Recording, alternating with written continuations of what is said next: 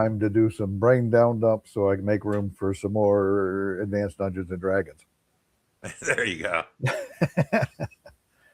All righty. I wish I could read this on the screen. I wish I could zoom in on this on the way StreamYard has it all set up. That would be great.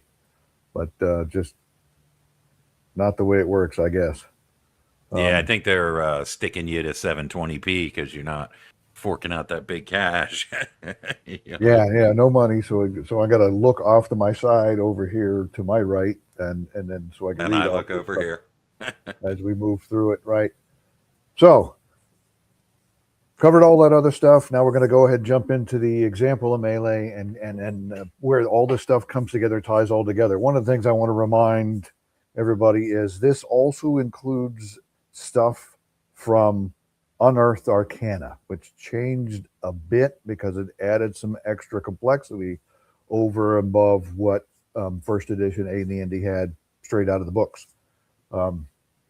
Right off the bat, first paragraph. A party of good and neutral adventurers is exploring a dungeon. The party includes a Cavalier. Bam, there we go. That's Unearthed Arcana. A paladin, a cleric, a druid, a fighter, a barbarian, another Unearthed Arcana, and a ranger, all human. Right, and we'll see just later the way on it should with be. It. What's that? Just the way it should be. Just the way it should be, right. And we'll see how later on it throws in specialization and stuff like this and how all that stuff works out. They round the corner and encounter a party of evil marauders. Clearly evil marauders, including a human magic user. Definitely a marauder right there. A human illusionist, a dwarven thief, a human acrobat, another Unearthed Arcana, a dwarven assassin, and a human monk, and a human bard. Right, bard, one of my favorite characters out of the first edition player's handbook, and so is the monk. Although I do prefer the monk. Well, that's another stream we'll go over later on different classes that we prefer out of other things.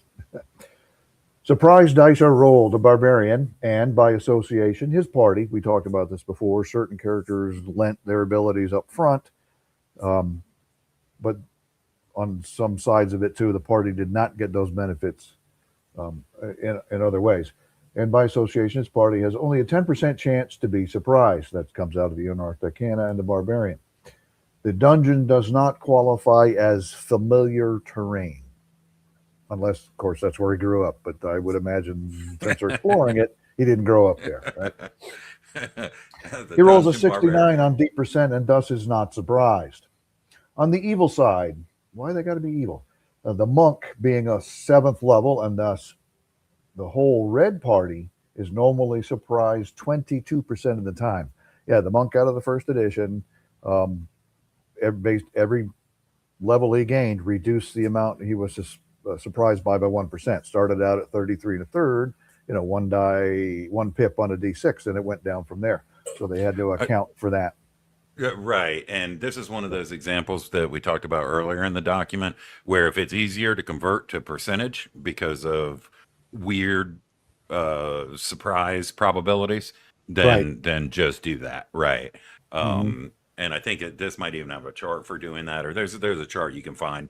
But basically, each pip on a D6 is like 16 2/3. So 2 and 6 is 33, or 16 1/3, whatever. It's yeah, but you convert to percentages, and you end up getting good at it, even if you or use a cheat sheet. Right. This is a game where you should use all the dice, not just the 6-siders, right? So I might have to turn it over to percentile rolls instead, right? That's perfect. Right. On the evil side, the monk being 7th level, right? Thus the whole red party, because again, they gain the benefit of him being the monk, is normally surprised 22% of the time. However, the clever cleric had previously, cleric on the good side, because we read the blue is the good and the red is the bad, previously cast silence 15-foot radius on his torch, right? So this way, when they're stomping around through the dungeon, at least they won't be heard, but they'll be seen from 100 yards off. The DM rules that thus silenced blue party will increase their surprise chances by 1 and 6, 16 2/3%. This modifier is added to the monk's base 22%, yielding a net 38 2/3 or 39% chance of surprise. All right, here we go. It's math. They had assumed that you had taken math in school before you played any of these games. Right, right. And this is a good example of DM adjudication. Sure. Something that's not covered in the book, but I agree completely, with that assessment. There's certain things that even in Raw, the DM was still going to need to adjudicate because you can't cover every possibility. No, If the opposing party is under a silence spell, but not all of them are, or silence 15-foot radius, it's not until somebody's later just got to editions. make some Yeah, ruling, right? exactly. Later Otherwise, editions the codify book to all of cover that all of stuff. that stuff would be what 4, 5, 6,000 pages long if you were trying to cover every potential option or something in a dungeon. Right? Couldn't do that. Right. The monk rolls a 38 on D%, therefore his side will be surprised. Okay, dividing the monk's result of 38 by 16 and 2/3, right? 1 pip on each die 6, and rounding up, we find that his party will be surprised for 3 segments. This is insanely important. Several members of the red party have reaction adjustments from high dexterity, though, and thus will not be surprised for the full 3 segments. We talked about reaction adjustment and stuff in the previous video. The illusionist, thief, and the bard each have a 17 dexterity, so they will only be surprised for 1 segment because it adjusts it by the 2. The acrobat is a 16 dexterity and will only be surprised for 2 segments. This is very important because if we all recall from when we read through the rule book, if you are surprised, the segment that you are surprised in, the other side can do pretty much everything they can do an entire round on that surprise segment. The only Right. exception to that would be spells that have casting times. Yeah, and I don't know if we talked about it. I know I rambled a lot, but I kind of like to look at those surprise segments as sort of a zoom in, quick action, light flashing before your eyes sort of thing, which uh, extends the time where everybody can do things. It's Sure, it's sort sure. of sort of like Matrix style bullet time or something, right? Yeah, there you go. I mean, if you use your imagination and let you do some description to your players and let their imaginations run wild with what's happening and stuff here too, right? All the slow mo stuff, every kung fu movie where they Right. slow mo punches and everything, right? Okay, D3. Of course, everybody has a D3 on their table. Is rolled to determine the distance between the parties. We've talked about this last time. You've got your encounter distances, but then your encounter distances are also mitigated by the length, the size of the rooms, or the lengths of your hallways and stuff in the dungeon as well. Um, Found to be 20 foot. Blue party swings into action. The Cavalier and the Paladin declare that they will charge the magic user and illusionist, respectively, which is a good idea, I would imagine. They are both wearing plate mail and move at 6 inches. Their doubled charge movement, remember, bipeds can double theirs, right? Of 12 inches or 12 foot per segment. This will take them 2 of their surprise segments to complete the charge. Maybe they got to cover the entire 20 foot and 12 foot segments. Well, let's see. Barbarian also decides to charge the magic user. Yeah, gang up on the magic user. Right? With he's potentially the most dangerous one of the opposing party, right? He's about to be the most dead. But yeah, sure. His I think he chose spells poorly in this, but we'll go over all of that. His movement rate is 15 inches, but that's what it is, double to 30 for charging. He can complete the charge and strike in 1 segment. Being a little quicker, he can get there a little faster. The cleric tosses away his silenced torch because he doesn't need it in his hand anymore because he's got to free up his hands for casting, and begins casting another 15-foot radius spell, silence 15-foot radius at the magic user because he doesn't want the magic user casting spells. The casting time is 5 segments, only 3 of which can be completed during surprise because they had the 3-segment surprise round. Even though each surprise segment, the other players get to do what they would normally do during a full round, spells are outside that and they require the full segments of casting time to be resolved. Alrighty, the spell will take effect 2 segments into the first full round of combat. The druid decides to throw his spear +2 at the illusionist. The fighter will sip from his potion of invisibility in the first segment. All right, a result of 2 on a d4 plus 1 indicates that the potion will take effect 2 segments later. We talked about this last time about timing of when magic devices and potions and stuff, how long they took to activate. The ranger, meanwhile, decides to let loose with her light crossbow. She did not have it cocked and loaded, but it is still entitled to her normal rate of fire of 3 every 2, as she is a specialist. Again, this was stuff that came out of the Unearthed or Arcana book. Right? In each segment of surprise, she fires at the acrobat. Why not? Right. Now, and here we'll see where timing comes into play as well, right? Yeah. Now we begin to say again. Oh, sorry. Just no, go ahead. All of that it serves. Well, first off, this example is more full. If you want, I highly recommend this document if you want to learn how AD&D combat should work. The example in the Dungeon Master's Guide, the example of play, it's excellent, but it's flavorful, and it doesn't really match up to what's in the rules, at least rules is written. So I suggest you read both.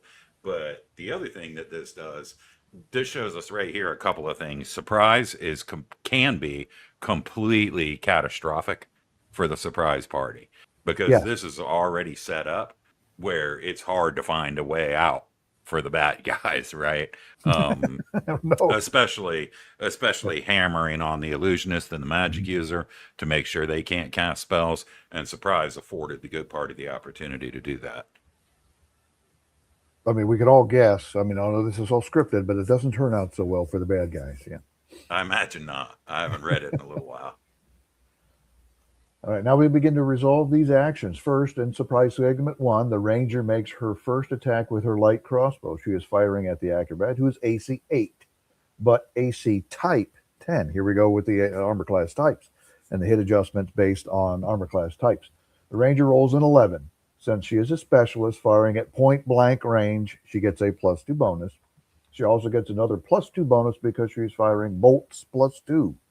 All right, magic again. All right, finally, a light crossbow versus AC type 10 receives an additional +3 bonus. This makes the final result an 18, as the ranger is 8th level and 18 hits armor class -4, thus hitting the acrobat easily. Damage is twice D4 +2. They get double damage at point blank range. A +2 for magic. The ranger roll. You only die. You roll the damage twice. Yeah, there's other exceptions where you own thief. Backstab only rolls the dice as extra damage, not all the pluses. Right. Yeah, that's different. It's outside this one, right? The ranger rolls a 4 and inflicts 14 hit points of damage. That is a devastating first shot with a crossbow at point blank. Yeah. Now I know why everybody wants to play specialists out of Unearthed Arcana. Yeah. And the monsters don't have that. Right. The druid then throws his spear +2 at the illusionist, who is AC 7. Again, armor type of 10, right? The druid rolls a 5. The +2 magic bonus makes this a 7. Right. But a -2 penalty for medium range, right? Because they're 20 feet away, which kind of seems a little, but that's neither here nor there. I don't think spears got enough respect in first edition Dungeons and Dragons. Drops it again to a 5. There is no adjustment for a thrown spear versus armor class, armor type 10. It's a 0. As the druid is 12th level, this hits AC 9. Not quite good enough. Yeah, and a quick aside. The reason that the armor class, and I'm sure this is probably obvious to a lot of people, but the reason that the armor class is different than the AC type is the AC type dictates what type of armor they're wearing, and then the armor class subsumes that type plus all of the adjustments associated with it. So even if you have, say you're wearing no armor and a ring of protection +1, which brings you to a 9, and a dexterity of +2, which brings you to a 7, you're still wearing no armor. So what we can infer is that the acrobat has AC type 10, which means no armor, and is relying only on dexterity adjustment. And the other one, the druid? The illusionist, AC 7, because he's wearing no armor, but he's got bonuses. But we still go against the armor type and not the armor class. Got a little complaint here about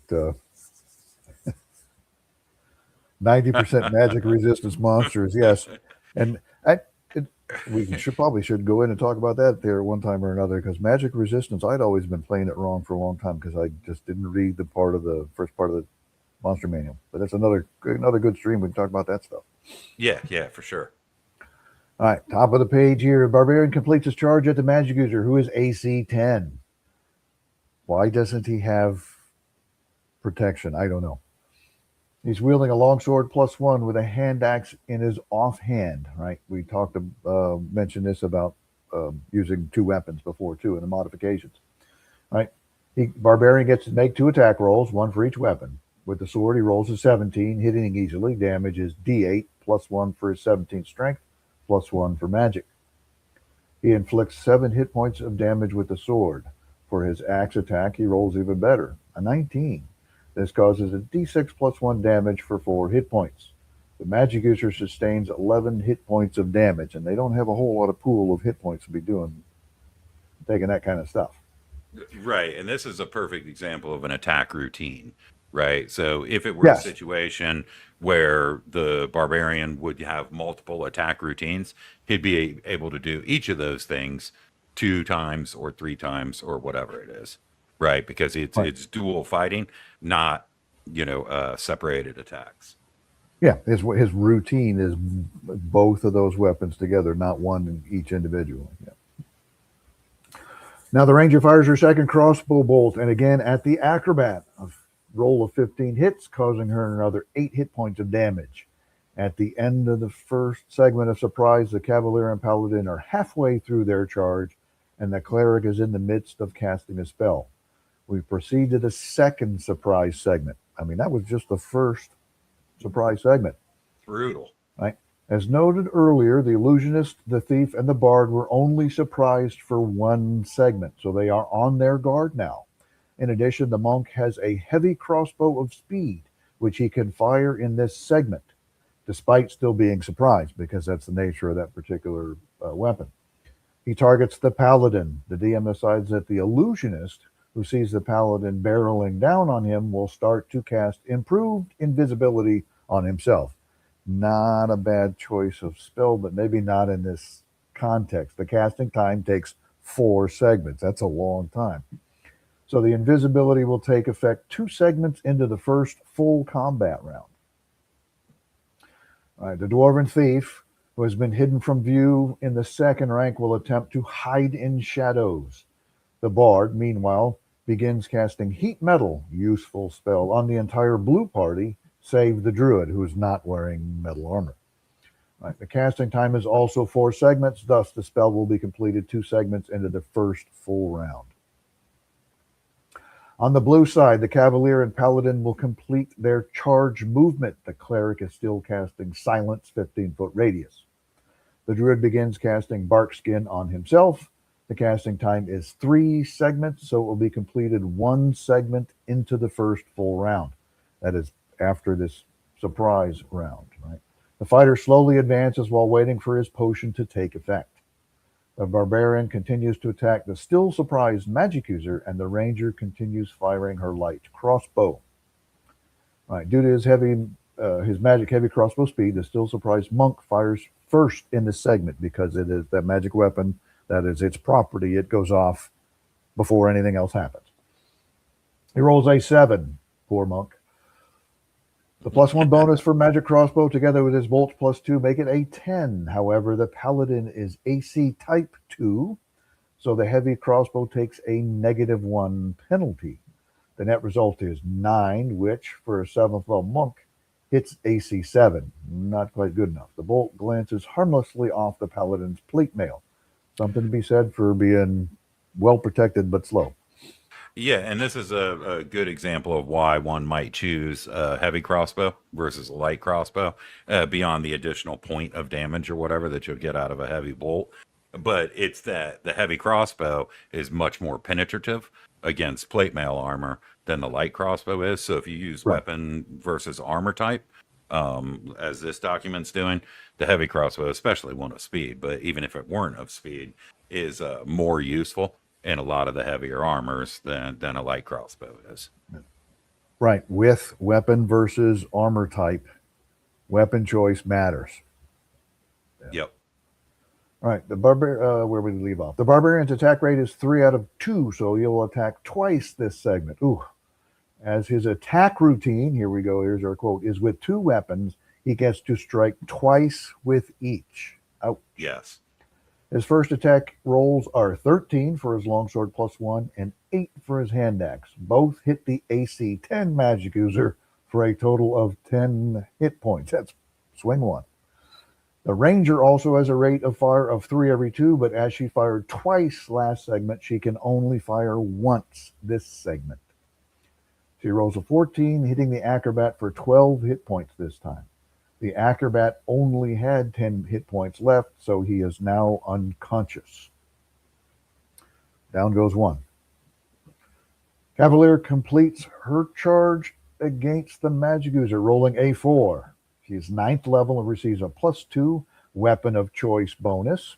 There's another one of your specializations. A +1 bonus for her magic longsword, +1, and a +2 bonus for charging. The Cavalier also receives a +2 bonus with a longsword versus AC type of 10. This makes her net result 11, which hits AC 1, more than enough to hit the magic user. She rolls D8 for damage, and her +1 for her 16th strength, +1 for magic. The magic user takes 7 hit points of damage. She had only 4 hit points left, so she too is now unconscious. Not going too well for the bad guys in this round. Yeah, we haven't even we haven't finished surprise, and already 2 characters have gone down. Right? Yeah, Not even yeah. done surprise. Maximize your surprise chances every opportunity you get, Right. because that's gonna the little simulation stuff that I did before. It's gonna give you a massive difference in win-loss ratio. Right.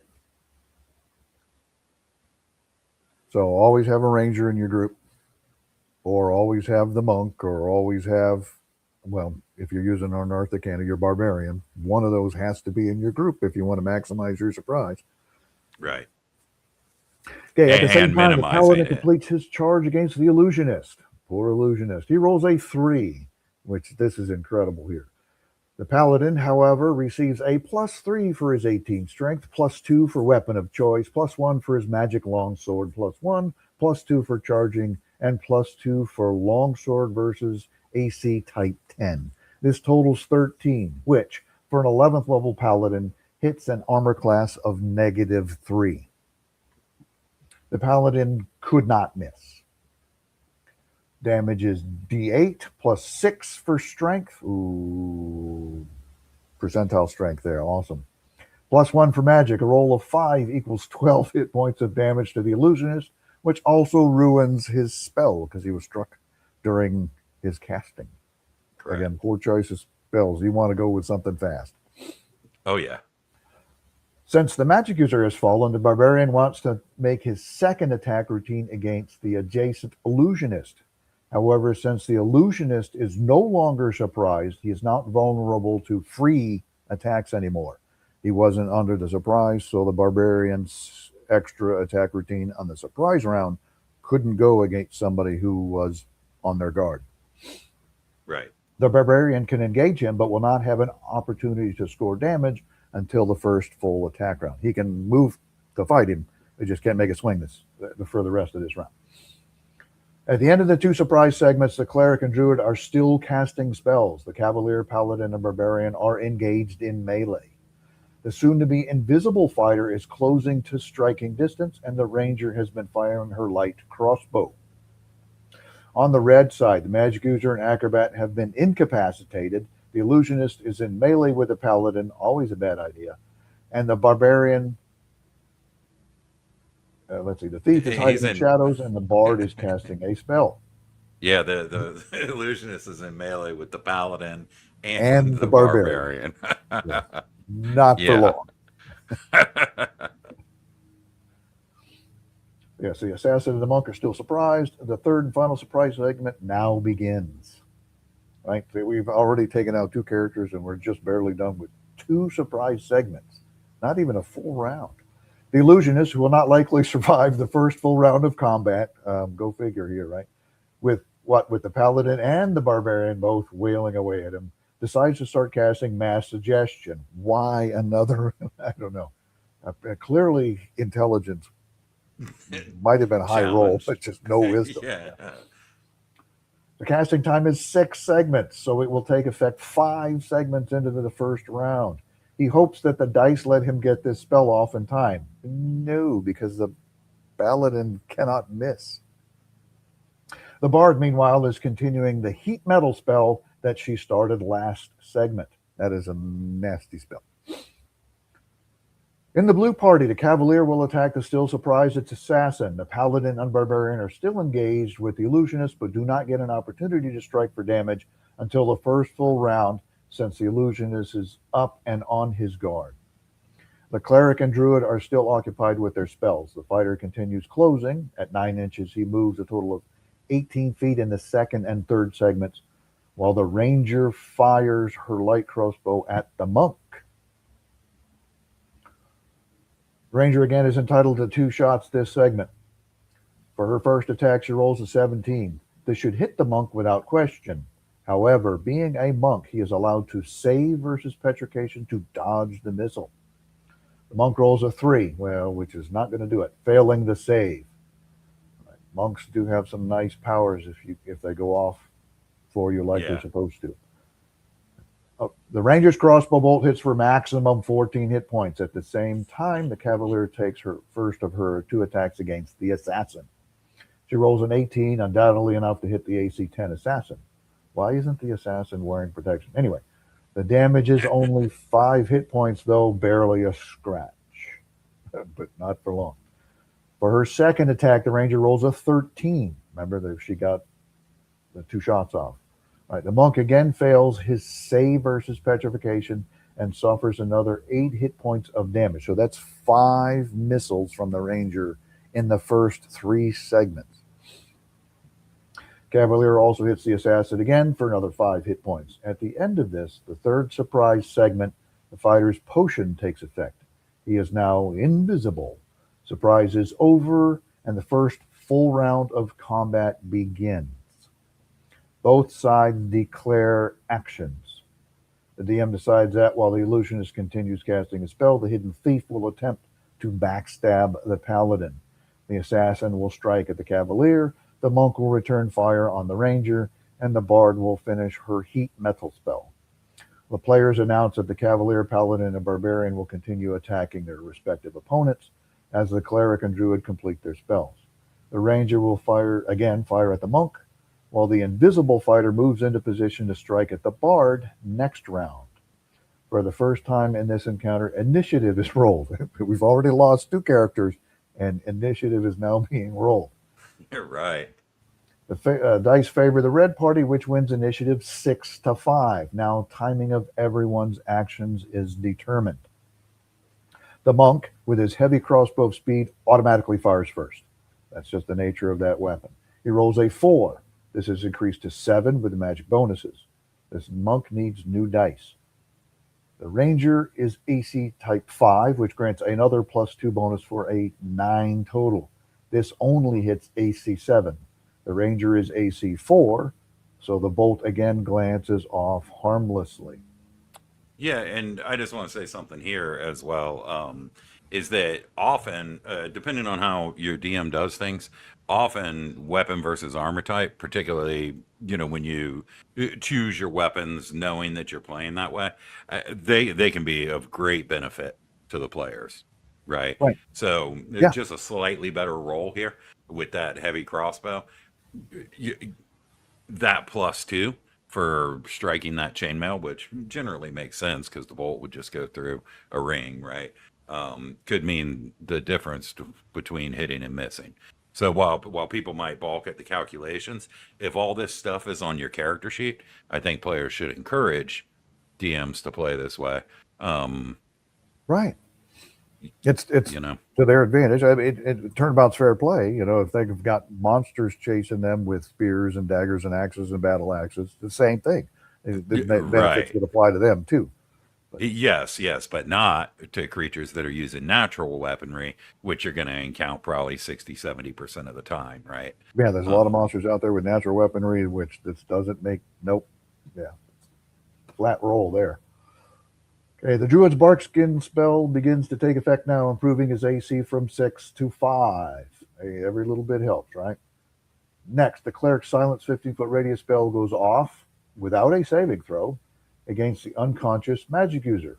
Well, okay, we can no longer hear him bleeding to death. Yeah, that's beating a dead horse. Right.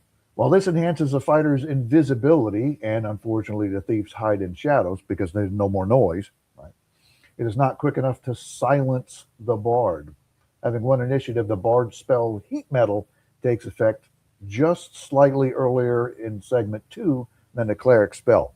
Even though they kind of go off in the same segment, since the bard won, his spell takes priority. Yeah. Right.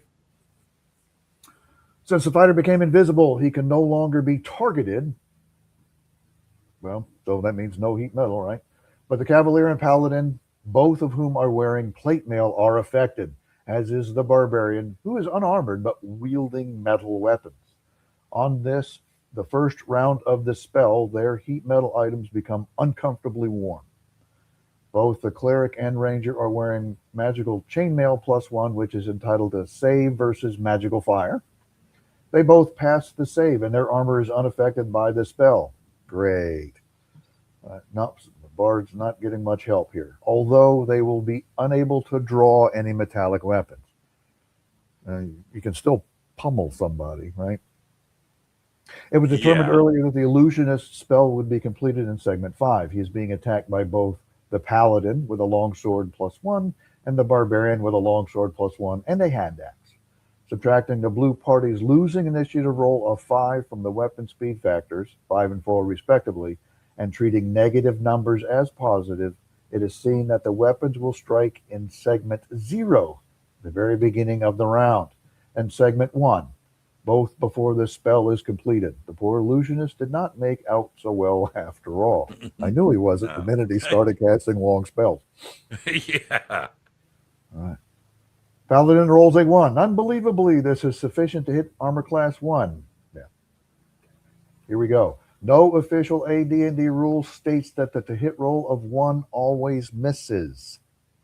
That's right. And that's an important distinction. A saving throw result of 1 always misses. And Always fails, yeah. And it's specifically stated in there that you should not change that rule. But a 1 or a 20 doesn't automatically hit or miss any armor class. No. Alrighty. The illusionist suffers 10 hit points of damage and loses his spell. Again, the Barbarian, for his part, rolls a 5 with his longsword +1. He receives +1 for his 17 strength, +1 for magic, and +2 versus armor class type 10, giving him a total of 9. For an 8th level Barbarian, this hits armor class 5 and so causes 6 hit points of damage. The Barbarian's hand axe, another 19, inflicts 4 hit points more, killing the illusionist. Yes. Poor. So now we're down 3 and we're barely into the fight. Now the hidden thief can make his backstab against the paladin. Despite the fact that the thief's side won the initiative, the paladin is entitled to 2 attacks per round, while the thief has but 1. Thus, the paladin will always strike first. We talked about that the other day with the multiple attack routines and timing. Right. The red party's luck being what it is, the thief rolls a 3. Well, these guys the Dungeon Master just need to throw them dice away and get new dice for his evil partner. Even with a +4 bonus for striking from behind, he still suffers a -1 penalty for using a longsword versus armor type 3. The paladin's shield is negated, right, because he was being attacked from behind. This totals a 6, which for an 8th level thief doesn't even hit armor class 10. He misses horribly and is now plainly visible. And he made his attack coming out of the shadows. And likely target for the paladin's second attack routine. Should be, right? Cavalier now makes her first attack against the assassin. Again, since she receives 2 attacks per round and the assassin only 1, the Cavalier will always strike first regardless of initiative. She rolls an 11 and hits again, this time for a full 10 hit points. The assassin returns the attack, rolling a 17. This is modified by a -2 for longsword versus armor type 2. Ooh, not great against plate, right?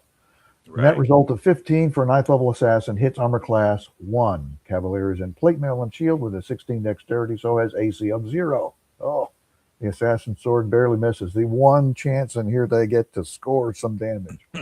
Yeah. She will need to roll an 18 or better to hit. The ranger, who is entitled to only 1 shot this round, fires at the monk. This time she rolls a 5 plus 2 for specialization, plus 2 for magic, and plus 3 for armor class. Type 10 for a net result of 12. This hits AC 5 monk, who yet again fails his save versus petrification, right, and suffers 14 hit points of damage. The monk is now unconscious. All his knocking arrows out of the way skills did him no good this None. Monk down. Yeah. The paladin, as predicted, makes so now we're down 4 characters and haven't even finished the second basically the second round of the combat. And these are not low-level characters either. Right. The paladin, as predicted, made his second attack against the foolish thief who attempted to backstab him. As was illustrated earlier, the paladin cannot miss AC 1 or worse, and thus does not even bother to roll.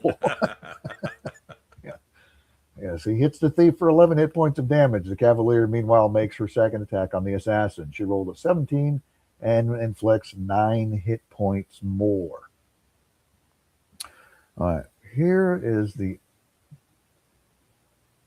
here we go. At the end of the first round of combat, the illusionist is dead. The cavalier is engaged with the assassin, while the paladin barbarian are similarly engaged with the thief.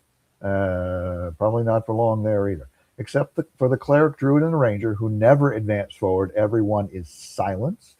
The cavalier, paladin, barbarian, and cleric. So this has all happened noiselessly. And ranger are under the effect of the bard's heat metal spell. The invisible fighter is in striking distance of the bard. The monk is unconscious at -1 hit points, while the acrobat and magic user each suffer 1 hit point of bleeding damage, leaving them at -3 and -4 respectively. Actions are now declared for round 2. Hey, we got somebody who lived into the second full round. The DM decides that the magic user, acrobat, and monk will all lay on the ground bleeding, not that they have much choice. The thief and assassin will continue attacking their opponents, while the bard, who is unaware of the invisible fighter, will drink half of her potion of superheroism. The DM rules that she will need 1 segment to take it from her pouch, 1 segment to drink it, and a further D4 plus 1 equals 3 segments before it takes effect.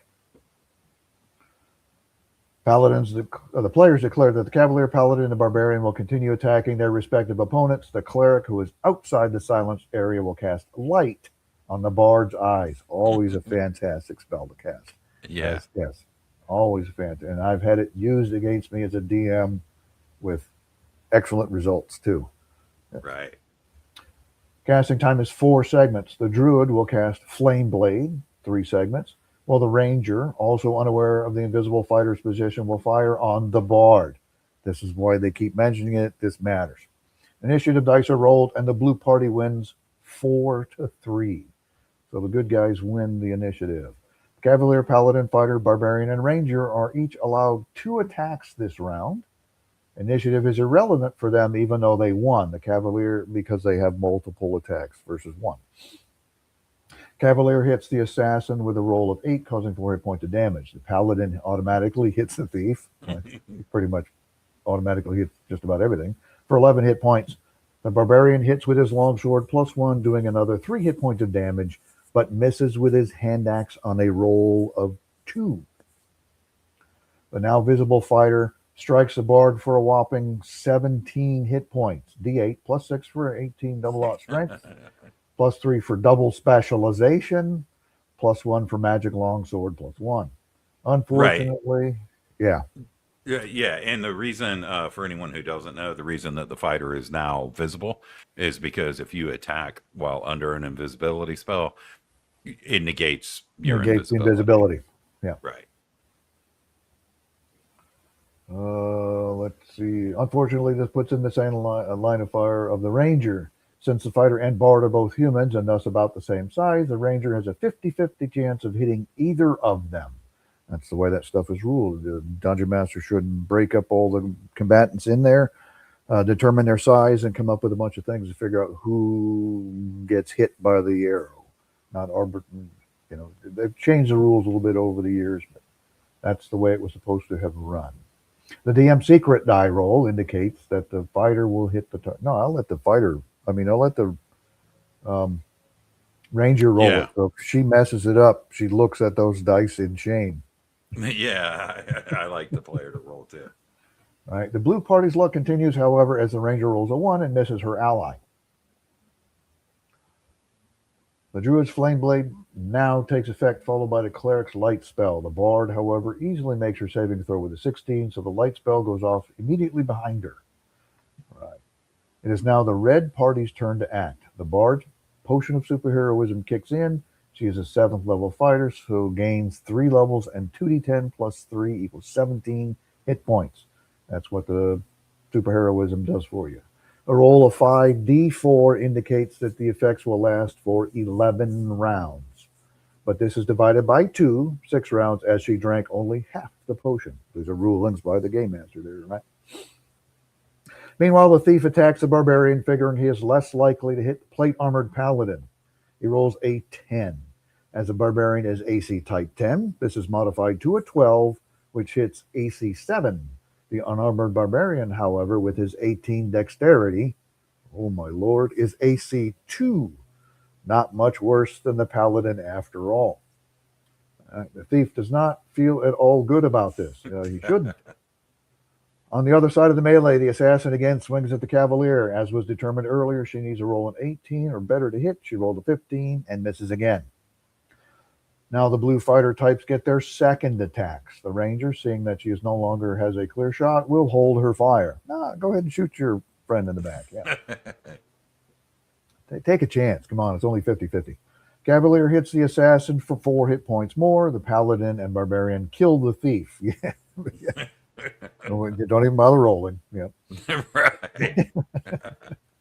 The fighter hits the bard again, this time for 14 hit points, which is subtracted from the temporary 17 hit points the bard gained from her potion of superheroism. Alrighty, on to the next page. At the end of round 2, the arms and armor of the Cavalier, Paladin, and Barbarian are now hot, and they each suffer d4 damage from the heat metal spell. I like that spell. Right, the damage rolls are 3, 1, and 3 respectively, and this being the only damage they have sustained so far. The illusionist and thief are dead. The magic user, acrobat, and monk each lose another hit point to bleeding, leaving them at -5, -4, and -2 respectively. The assassin is still engaged with the Cavalier, and the bard with the fighter. Discretion should be the better part of valor here. Run and just risk getting hit. Yeah. Surrender is going to do you no good. No, they're going to kill you, right? Just take off. Yeah. If you can, maybe you might get lucky and just get only a couple of points as you run away. Spells in effect are the aforementioned heat metal on most of the blue party, since silence 15-foot radius on all the melee combatants, and bark skin and flame blade on the druid. The bard will have the benefit of her potion of superheroism for 5 more rounds. Actions are now declared for round 3. The assassin continues fighting the Cavalier, while the bard will attack the fighter with her broadsword +3. Nice. She's going to lose that bard as loot here, that sword as loot here in a moment.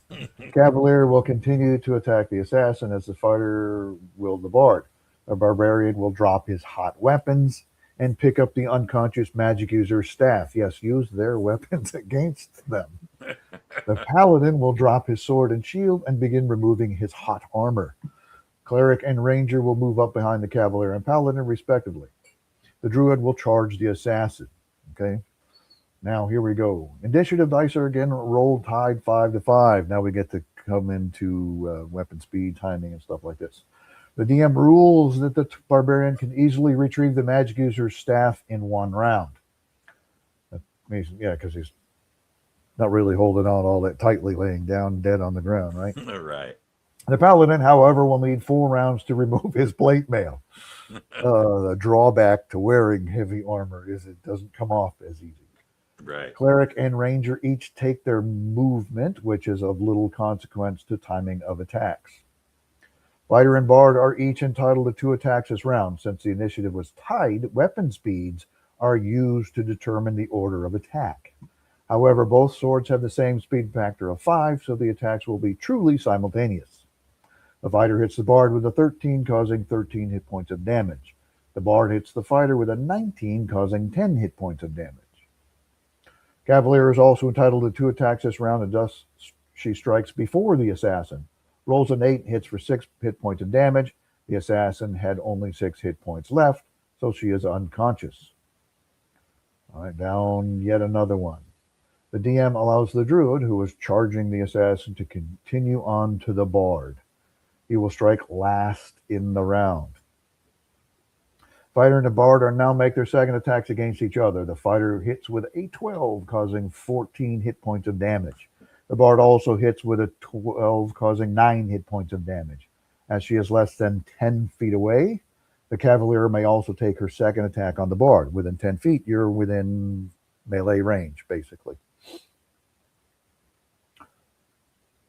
She rolls a 13 and hits for 9 hit points. Now the druid completes his charge. Unfortunately, he rolls a 3. Oh no, somebody on the blue side missed. Let me jot this down real quick. Yeah. A +2 bonus for charging makes this a 5. However, the flame blade is treated as a scimitar, which has a -1 penalty against the bard's AC type 5. You know, that's the weapons that druids can use as a scimitar. Druid's net result of 4 misses. The arms and armor of the Cavalier and Paladin are now searing, and they each suffer 2d4 damage from the heat metal spell. Great spell. Yeah. Right, the rolls are 8 and 6. Cavalier, who is still in her helmet, passes out. Maybe take that off first. Right, the Paladin, who would have removed his helmet first, does not pass out, but they will both be disabled 1 to 4 days from the burns. Horrible. Finally, thanks the bard. Man. All right, and the end of round 3, only the bard remains active on the red side. She is engaged with the fighter and the druid. The unconscious magic user, acrobat, and monk each lose another hit point, bringing them down to -6, -5, and -3, respectively. Cavalier and Paladin are down on the blue side, the cleric, ranger, and barbarian standing nearby. Actions are declared for round 4. The bard will fight on. The cleric will help the fallen cavalier out of her armor, while the ranger does the same for the paladin. Nobody else needs to worry about just the bard, right? The barbarian will close with the bard while the fighter and druid continue to attack. Initiative is rolled and the bard wins 3 to 2. However, the bard's attack rate is 3 every 2, and she has only 1 attack this round. Therefore, the fighter with 2 every 1 is allowed to strike first. We covered that with the multiple attack routines. He rolls a 17 and hits for 15 hit points. The bard returns the attack. She hits with an 18, but only does 5 hit points of damage. The druid attacks, but alas, he rolls a 1 and misses completely. The fighter's second attack roll, though, is a 10, which hits for 17 hit points and kills the bard. The melee is over. Boy, it took us a while to get through all of that, but there we go. I'll leave you some room for comments here on that fight. Right. Hey, from my perspective, that's a fast moving, dynamic fight. And once again, I mean, as long as you have most of this information, I would say players and even the old early goldenrod sheets and stuff like that had places for weapon versus armor type that you could write in the they did. row. All that was on there, right? Right. And if you don't have that, if you think it's hard to play with these rules, if you don't have that, just add it to your character sheet.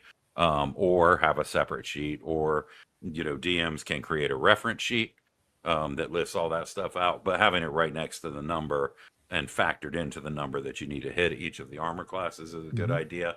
Another thing people should have is some sort of round tracker, DMs particularly, or even players if they find it useful. DMs should have some sort of round tracker that splits it up into the segments so they can easily notate what's happening where. And similar, that's even useful as a supplement if you're using a VTT, because most of your VTTs aren't going to go into this level of detail of combat. No, No, they won't, not at all. Yeah, and if you have that stuff and you're pretty up on the math, perhaps you've got a D6 to percentile dice conversion sheet or whatever. Although it's very simple to do in a calculator or anything else. If you have those things, your combats can be a lot more dynamic and actually run a little bit quicker. Because let's say that surprise wasn't used this way, weapon versus armor type wasn't used this way, and it was sort of the standard DM experience where everybody rolls for surprise. There's one segment of surprise if it exists. Don't worry about the surprise bonuses or penalties, and you just roll initiative over and over again and swing without any dynamic bonuses or anything like that. You'll find that melee is going to take a lot longer and be a lot less interesting.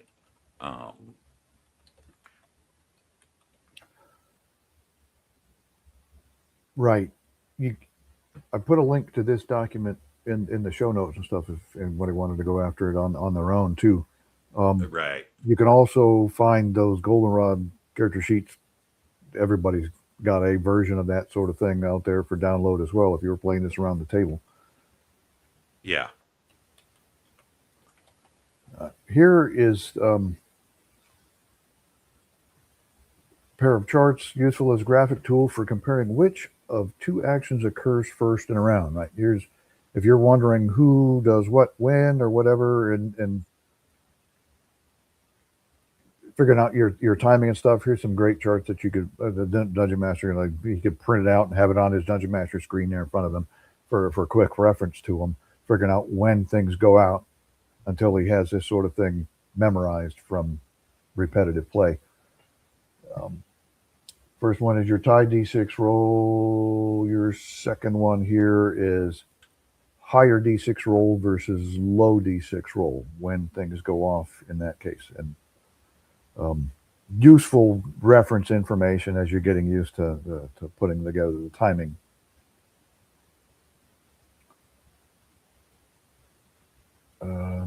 Is that the last one on here? What else we got in here? Here's another one. There we go. This kind of reminds me, even though this is if you make multiple attacks, this kind of reminds me of that chart in Eldritch Wizardry that we covered last time too. It's similar. Right. Right.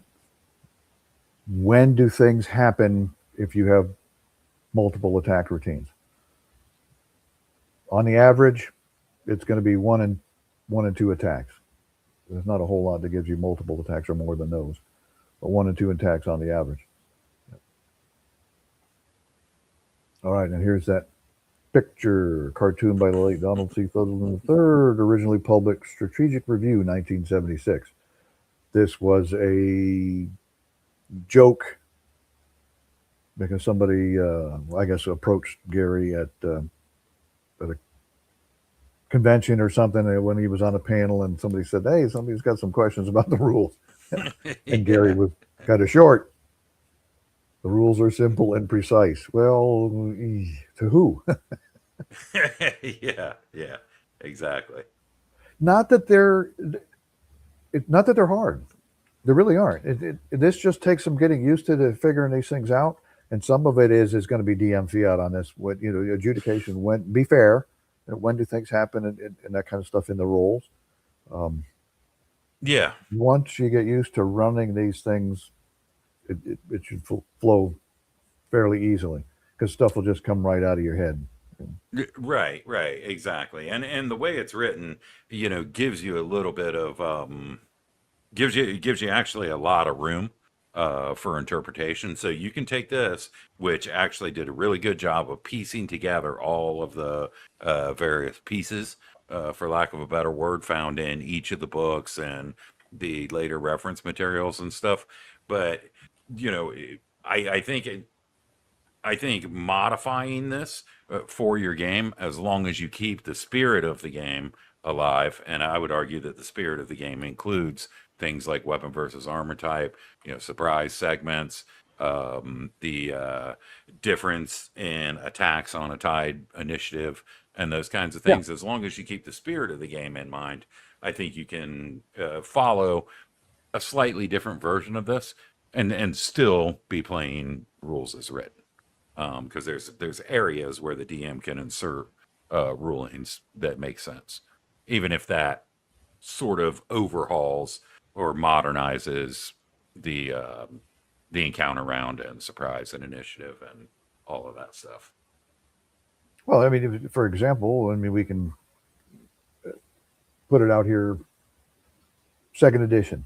When second edition came out, they made some adjustments to the combat round. They went to a die 10 for your initiative. They Right. also had an option in there for individual initiative and not group initiative. Mm-hmm. And in some ways, I really like that. It seemed to make things a little more dynamic.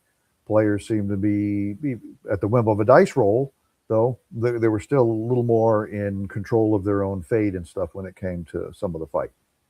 Right, right. And they had it to where, you could they use the weapon speed factor in a different way, but they still used it. They used it where you would add it to the initiative die roll to determine when it is you would go. Right. They included weapon versus armor type, even though and literally weapon versus armor type, and sort of simplified the weapon types, right? So you had piercing, slashing, and bludgeoning, and those would go against different types of armor at minuses. Right. It was a lot more consistent, but they didn't stray far from the original ideas. No. I did. They one in their edit and they tried to make things a little simpler and shorter and stuff to make it a little bit easier to understand. To give them credit, I think they spent a little more effort on trying to explain things than Gary Gygax did. Yeah, yeah, and of course they had what 10 years under their belt of Yeah. going to conventions, fielding questions, and they had a lot of those guys on that team, Mhm. and they had all the sage advice stuff to go by, and that's when TSR was still sort of had it together regardless of upper management issues. Sure. Let's see what else I mentioned that I put that link in there in the for Dragon's Foot. Anybody that's interested in running first edition Dungeons and Dragons, anybody should go to Dragon's Foot. Let me see if I can. Where could I do it? Pull up another browser and share that out real quick.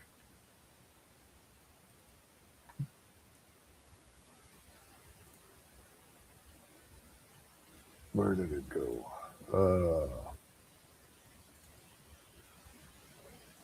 Can I open up another example here? I'll pull it out as a page.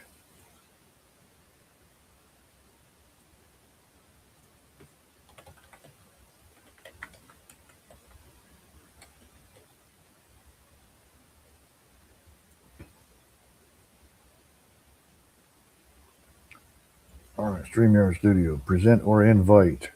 Share a screen. Share screen. I will show the window. And Beautiful website. a little older. Yeah. It's got lots of good stuff there, and the It's got a lot forums of excellent especially. stuff in here, right? So Yeah.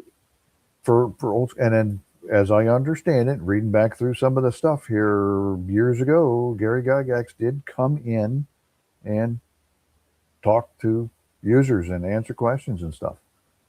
Yeah, yeah, and I think they link to that somewhere in here. And there's also a version that you can find download. He went by Colonel Plato, and you can find a whole archive of that information, as in just the PDF form, and it's a really interesting read.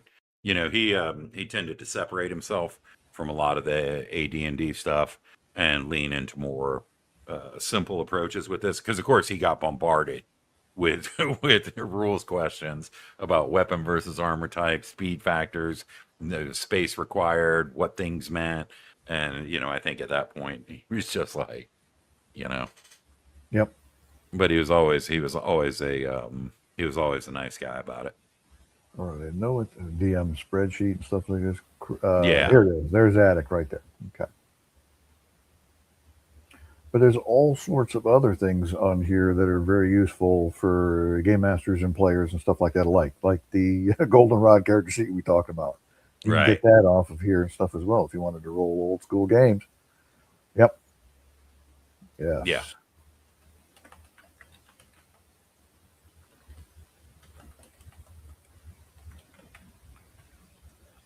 Yep.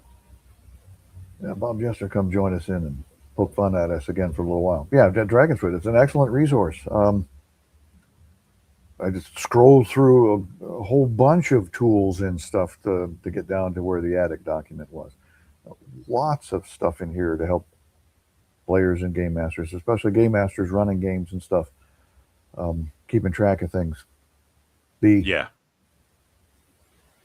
um, Dungeon Master's screen did not have some of the stuff on it that you would have liked. I mean, you hit charts and the tables and stuff like that were great to have handy, but a good reference summary of some of these things that we talked about over the last couple of weeks would have been great to have handy. A little table with a bunch of modifiers and stuff handy to refer to. right. Let's see. Let me show that on there.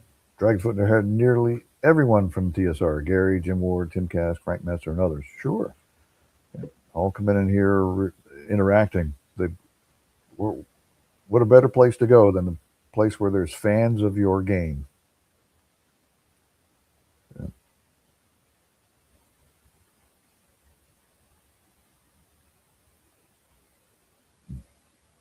Awesome. Well, we went through a whole lot of this real quick. Didn't see a whole lot of questions about it on here, other than chastising us for our technical difficulties earlier on. Hey, anytime you go back and look at this again, we'll be showing it again on Doomsword's uh, channel, and we'll have a discussion. We'll answer questions and stuff. Anybody come anything in the meantime. We love this game. We're more than happy to talk about it. You can't shut us up about it. Yeah, yeah. That should probably be obvious. Yeah. Um, it's sooner or later here. I guess we need to figure out what kind of next thing we may want to talk about. I don't know if we have to announce that this week or whatever, but the next time that you and I will get together, we'll do another aspect of first edition Dungeons and Dragons. Go into something another part of it that seemed to be a little sticky for players and dungeon masters alike, and Sure. work through it again. We'll figure something out. I mean, yeah. That Yeah. was in pieces of it. Oh, have you got that Blue Bard link handy or something that you can present? We'll throw that up Yeah. there too, because that was an excellent resource as well. And he, Yeah. again, Which one? just his basic website so that we can Oh, right. send people to it. Yeah, yeah. There's a lot of good stuff in there. Unfortunately, when he so what without getting into it too much, but here I'll post the link in here, and then you should be able, no, I can't post the link. I'll Yep. drop it in. At any rate, it's just www.thebluebard.com. But I'll yeah. Yeah, the website was going to get shut down, and he didn't want to continue to pay additional money for it. So he was just like, I'm just going to shut it down. I've got all the documents. And then somebody went through and archived all of his stuff into a single PDF. but then the website came back There we go. because he found cheaper hosting. But now it has a blue background on it, and it can be kind of hard to read some of this stuff. Up in the top, you'll find his playables and the blog. And the playables are things that he releases for free. So you've got an excellent GM screen in there, for example. Excel-based character sheets. But he has a very interesting take on the game, and he presents it in a way that maintains a lot of fidelity to if nothing else, the spirit of the game. And it's easy to understand, and I like this guy a lot.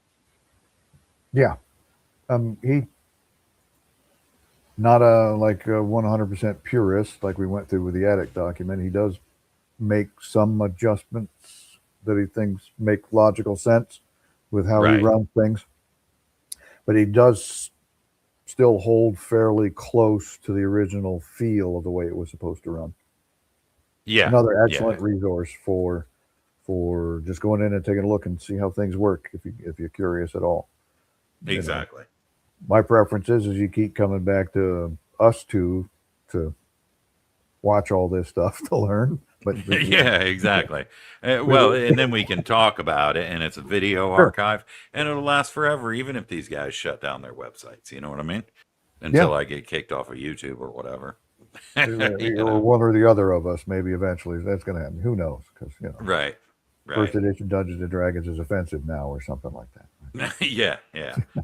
And I enjoy hanging out. I enjoy the chats and all that. I enjoy the instant premiere replays over on my channel. It's all good stuff. Cool. Awesome. Well, this is great. Well, next time you and I will get together on your instant replay, we'll figure when that's going to be. I guess we can talk about that offline when you plan on getting that stuff set up and running. But then we'll work offline on what we're going to talk about next time.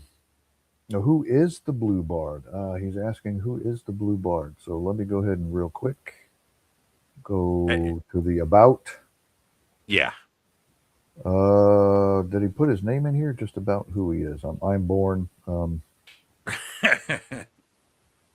Yeah, this is a good set of links right here. If you really want to get into specifically the AD&D stuff, that's where you'll find that. I think he's got a little collection going. Yeah. The Blue Bard. He publishes stuff up. Products, game design, portfolio. I don't think it really ever says what his name is, does it? Not that I'm aware of. Maybe just on his published stuff, because he also has a products page, and he's been putting some stuff on Gumroad, which is a little bit like Itch and Lulu. So the blog kind of took a little bit of a backseat, and he's been publishing old school inspired adventures. Mm-hmm. Oh, Anthony Huso. There we go. Yeah, there's the guy's name. You know it. Yeah. Right. Thought that map was familiar. Castle of Silver Prince. Okay. I love maps. I'm going to have to go make a copy of this and add it to my collection of maps. Love maps. And I talk about that when I talk about my Judges Guild stuff on my Game Aids video. Yeah. Awesome. All right. Let's go ahead and cut this short here since we've been running for quite some time, and I'm sure you got to go feed some children or something. So do something. We'll settle with the children because that's the nice way to say it. Yeah, well, I appreciate it. Thanks for having me on, and thanks everybody for joining. We'll catch you next time. Yeah, again, this was awesome. Again, appreciate it. Thank you for joining me here, Doom Swords, and we will My pleasure. Catch you on the next one. Yes, sir.